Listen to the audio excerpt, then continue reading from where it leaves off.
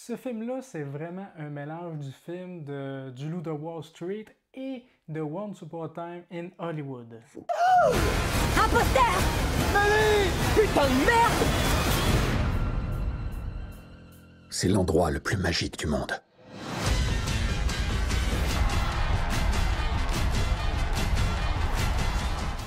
Salut tout le monde, j'espère que vous allez bien. Aujourd'hui, nouvelle petite critique d'un film qui est pas tout à fait nouveau parce qu'il est sorti à la fin 2022 en même temps qu'Avatar 2, je pense, mais je crois qu'en France, il n'est pas encore sorti et qu'il sort juste le 18 janvier. Bref, on va parler du film Babylone réalisé par Damien Chazelle. Damien Chazelle est le réalisateur du film Whiplash et aussi de La La Land. Pour information, c'est la première fois que je vois un film de Damien Chazelle, même si je sais qu'avec La La Land, il a remporté plusieurs prix, dont des Oscars et même Whiplash aussi, je pense. Au casting, on a un casting vraiment 5 étoiles pour Babylone. L'acteur principal, Brad Pitt, Margot Robbie, Tobey Maguire, Jovan Adepo, si je ne me trompe pas dans son nom. Il y a aussi plusieurs seconds rôles, dont Eric Roberts. Je ne m'attendais pas du tout à le voir dans ce film-là, d'ailleurs. Et Babylone, ça parle de quoi? En gros, l'histoire, ça se passe en 1926, au début, en tout cas, du moins. Et c'est l'époque où on suit des personnages, des acteurs célèbres, dont le personnage joué par Brad Pitt. C'est une grande célébrité, pardon. Et à ce moment-là, les films, c'est des films muets. Et petit à petit, ils vont s'en aller vers des films parlants. Donc, ça va être tout nouveau pour les acteurs. Et on voit vraiment les coulisses des tournages de plusieurs films, dont des films muets, des films parlants. On suit d'autres protagonistes, dont le personnage de Margot Robbie, qui veut toujours que son rêve, c'est d'être une star. En fait, pour elle, c'est une star, donc c'est sûr qu'elle va le devenir. Et finalement, elle le devient aussi.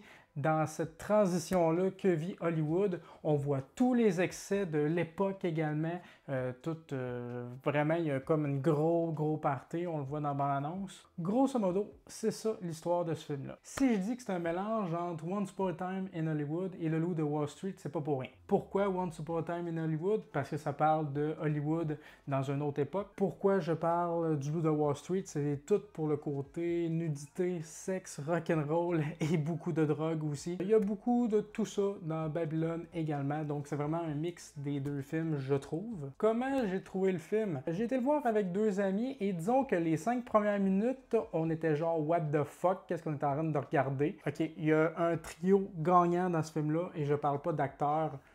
Il y a du caca, beaucoup de caca. Il y a un peu de pipi et il y a beaucoup de vomi, autant que de caca. Ouais, dit de même, ça paraît un peu bizarre, mais les 5 premières minutes, ça commence vraiment avec beaucoup de caca. Je vais pas en dire plus, je vais vous laisser la surprise, mais tu te poses la question, qu'est-ce que tu es en train de regarder, là, vraiment? Puis tu te dis vraiment, il y a vraiment Brad Pitt dans ce film-là, puis Tobey Maguire, what the fuck? C'est une comédie dramatique, avec un peu d'histoire d'Hollywood, de la réalité d'Hollywood à cette époque-là, puis toutes les coulisses derrière aussi. Je pense que moi j'ai apprécié le film. J'ai aimé le film. Il est long, il dure 3 heures, le rythme n'est pas vraiment sacoche non plus. Tu peux t'ennuyer un peu. Je me suis un peu ennuyé. Par comparaison, Avatar, qui est 15-20 minutes plus long, m'a paru moins long que ce film-là. Mais j'ai pas regardé ma montre tout le temps à regarder l'heure, ça allait quand même bien. Mais il est long. Mais par contre, je pense que pour ceux qui vont regarder ce film-là puis qui sont pas passionnés de cinéma, ni des coulisses, l'histoire du cinéma et tout ça, je pense qu'on va vous perdre un peu avec ce film-là, parce que c'est pas un film d'action. Par contre, il y a quand même des scènes très mémorables dans ce film-là. Juste le gros party au début du film, l'introduction dure 30 minutes, c'est tout le gros party avec l'éléphant et tout ça qu'on voit dans la bande-annonce. Juste ça, c'est une grosse scène marquante.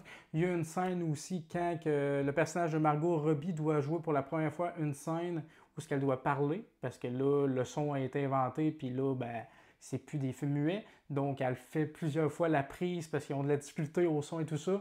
Ça, vraiment, c'est une scène vraiment sacoche, très marquante, je trouve. La scène avec Brad Pitt aussi, quand Il tourne un film médiéval très très marquant, donc il y a vraiment beaucoup de scènes marquantes dans le film selon moi. Tobey Maguire, moi je l'attendais impatiemment parce que Tobey Maguire c'est un acteur qu'on voit pas souvent, à l'exception de l'année dernière dans Spider-Man No Way Home.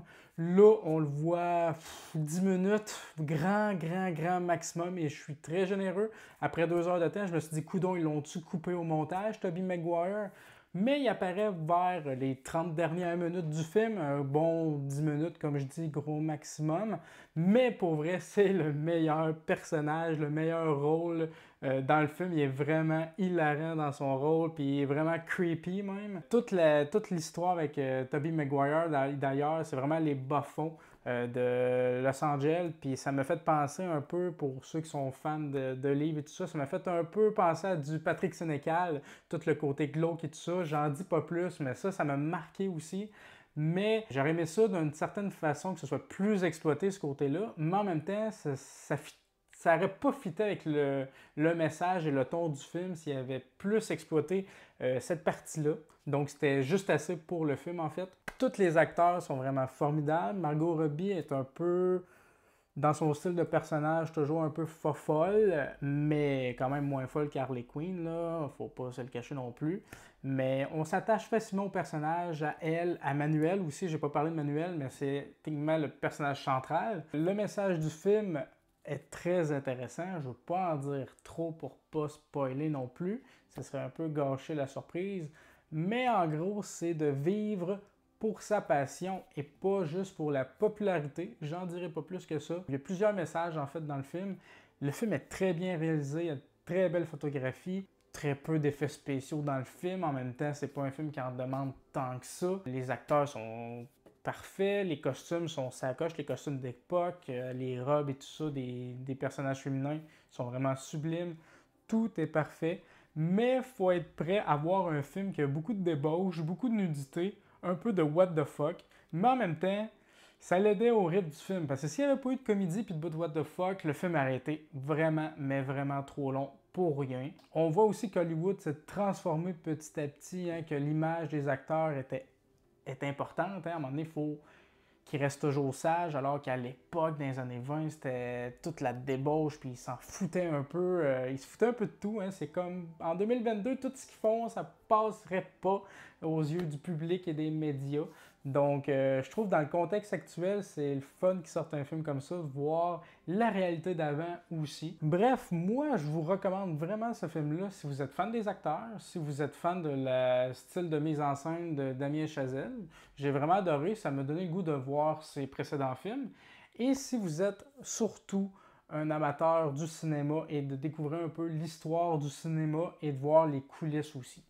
Puis si vous aimez la comédie aussi un peu what the fuck absurde, vous allez adorer ce film-là. Voilà, je crois que c'est tout pour ma critique. J'espère que la vidéo vous aura plu. Si c'est le cas, n'hésitez pas à laisser un petit pouce bleu.